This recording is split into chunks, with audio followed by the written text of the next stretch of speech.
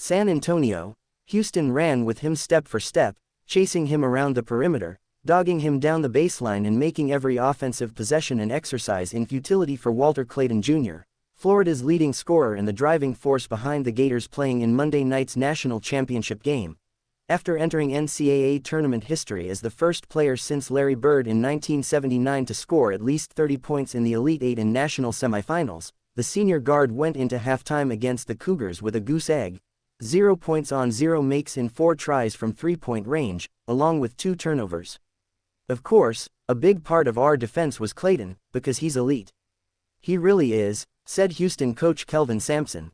Our goal was to not give him a full-court layup. He gets that a lot, watching the SEC games.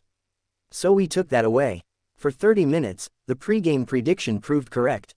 Houston was, as expected, the more physical team, capable of slowing down Florida's high-paced style and allowing the Cougars to play the national championship game on their terms.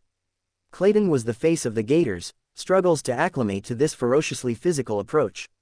Nothing came easy for him or the offense. If this edge held, Houston would celebrate the program's first championship at Florida's expense. Ahead 31-28 at the break, Houston would push the lead to 42-30 less than 4 minutes later to leave Florida in obvious danger.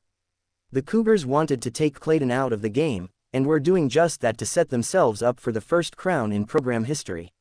For the first 5 or 6 minutes, the first 8 minutes of the second half, they still made life really hard on Walter, said Florida coach Todd Golden.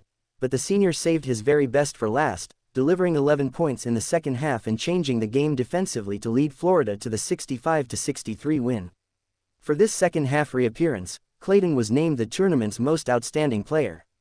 After missing all 4 of his attempts in the first half, Clayton went 3 of 6 from the field after the break, was perfect on his 4 free throw attempts and added 3 rebounds, 2 assists, a block and a steal. "We all can go," Clayton said. "I understand that if it ain't my night, somebody going to pick me up. We understand we all just picking each other up throughout the year, man." UPS and downs. Clayton leads winners and losers of NCAA men's tournament. While he struggled to score after averaging 24.6 points in the Gators' first 5 tournament games, Clayton made an impact as a distributor, dishing out a game-high 7 assists and besting Houston's total of 5 assists as a team. His ability to dribble through the Cougars' aggressive perimeter defense helped loosen things up for senior guard Will Richard, who scored a team-high 18 points and went 4 of 7 from deep.